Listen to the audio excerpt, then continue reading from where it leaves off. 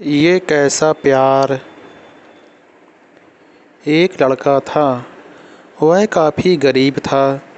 उसके पास ना तो कुछ खाने को था और ना ही रहने को घर था। वह अपने दोस्त के घर रहा करता था। उसने एक छोटी सी कंपनी में पेंटिंग का काम करना शुरू कर दिया। धीरे धीरे उसके पास काफ़ी पैसे भी हो गए। बाद में वह काफ़ी धनी भी हो गया, लेकिन अभी भी उसके अंदर कुछ कमी का एहसास होता था। जब वह छोटा था तभी उसके माता पिता इस दुनिया से चले गए थे। उसने कभी प्रेम को नहीं जाना था। एक दिन जब वह अपने किसी काम से बाहर गया था तो उसे एक लड़की दिखी जो कि काफ़ी अच्छी और खूबसूरत थी। उसको देखते ही लड़के को उस लड़की से प्रेम हो गया। वह काफ़ी देर तक उस लड़की को देखता रहा। कुछ देर बाद वह लड़की वहाँ से चली गई।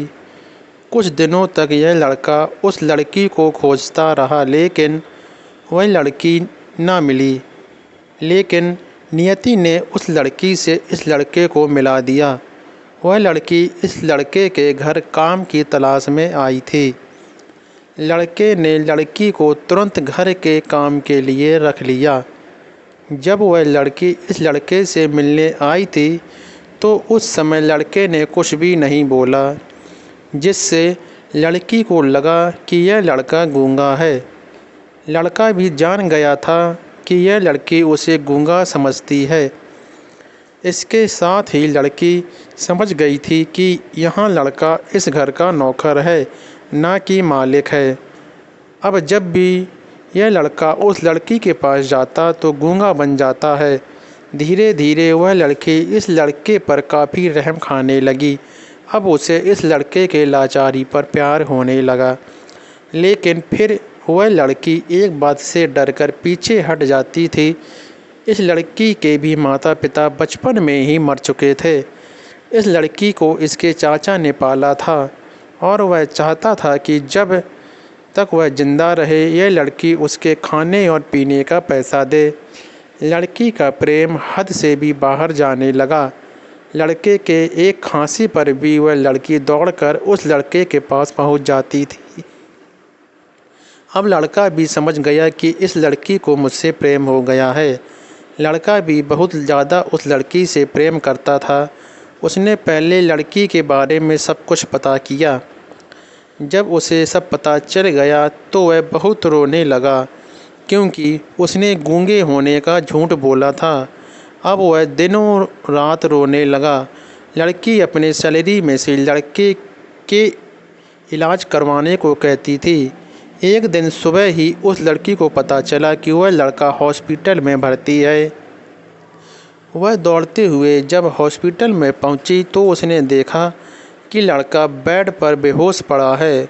उसके आसपास काफ़ी मशीनें लगी हुई थीं।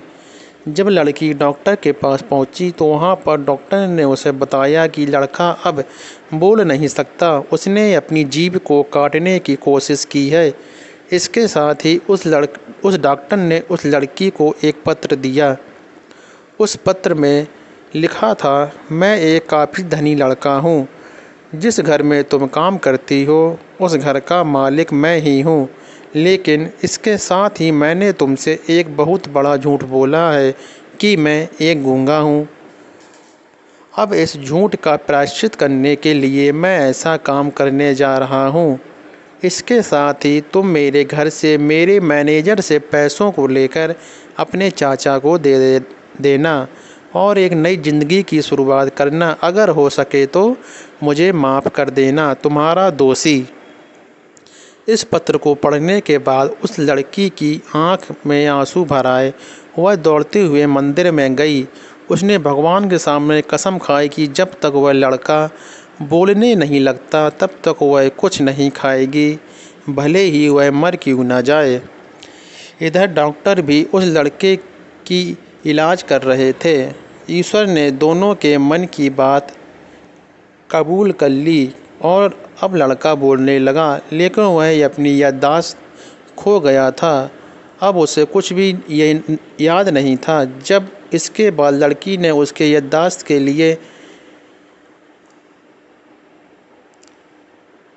अगर प्रेम की नींव को झूठ पर रखा जाए तो वह गिर ही जाता है। धन्यवाद।